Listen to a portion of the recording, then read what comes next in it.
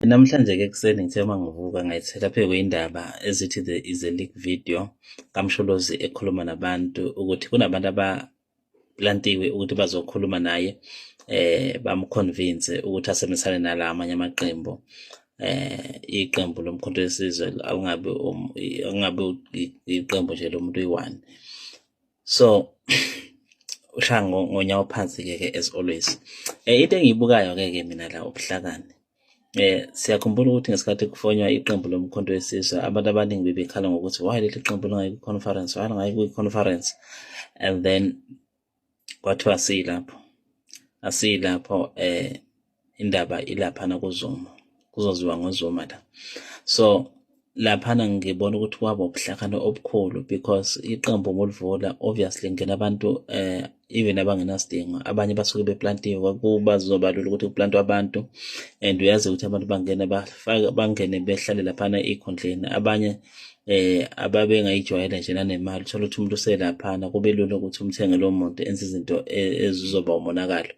And uma ubheka abantu abaflada kwi-MK ngesikhathi evuleka ababa lapha phezulu abasekho bonke, abanye bathi uma bethi bafika bafica ukuthi no kuvalekile la, basheshe banxapha baphinde emuva bathi hayi siyayiyeka lento lena, ayikho le ndaba lento le ye-MK, uyabona lento leyo, bashiye kanjalo. Just imagine ukuthi kuba kwathiwa kwayiwa kwi-conference ukuthi umonakalo wawuzoba mkhulu kangakanani, abantu sebengenile lapha, noma bengena babasene baqhamuke babasene baplantwe kalula kanjalo nje, MK ngabe kade yashayeka phansi, but that guy ushayiwe labafethu, uphekiwe leya nqwele leyana, yaphelwa kanetshe kwavuthwa itshe kuqala. So kuthomba ukhiye kwabaphethe ukhiye abantu bafuna ukuvula, amasango awavuleki laphana, avalekile bafethu, kuze kube namhlanje amasango awavuleki. Not ukuthi abekho abantu abaplantiwe, bakhona abantu abaplantiwe, but manje imishini ayenzeki kalula because uma kufanele kwenzeke imishini kuthiwa nakuyana ukhiye ulaphana ukhiye, uyabona. So kunzima, abantu abakhona ukuthi bawuvule ukhiye. Insizwa lena yavesane yafaka ukhiye, ahambe wahlala naye enkandla, yayivalela umlomo. Faka abantu wena uthi yabathuma laphana ukuthi abenze ukuthi, yabathuma akwenzeki lutho. Yabona la muntu lana yasazi isitori sakhe bafethu. Ningayikhulumela nje nina nimbize ngawo wonke amagama, ngithi mina uyasazi isitori sakhe, and angithi nginitshele nje something, nginibonise ukuthi uyasazi isitori sakhe and wayazi ukuthi wayenzani. Ngesikhathi kuvula iqembu lomkhonto wesizwe abantu bathena umlilo wamaphepha, lento lena izophela manje, buka okhophu bakuphi manje, abagijima bethi bavula amaqembu. Ake sithathe nje nansi i-example elula.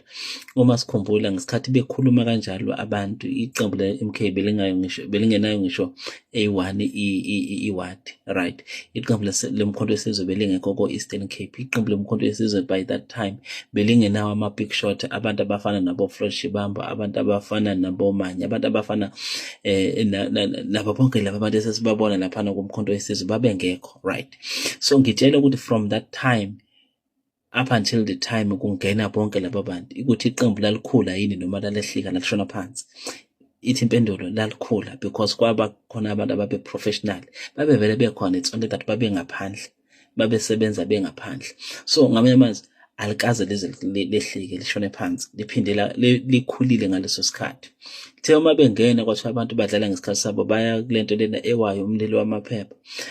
Uma ngithi namhlanje iqembu laselentuza lomkhonto wesizwe lagijima laya ko-North West, labamba iwadi e-North West, laya lezansi igcineni kweNingizimu Afrika, labamba khona iwadi kusukela ekuqaleni kuze kuphuma phezulu.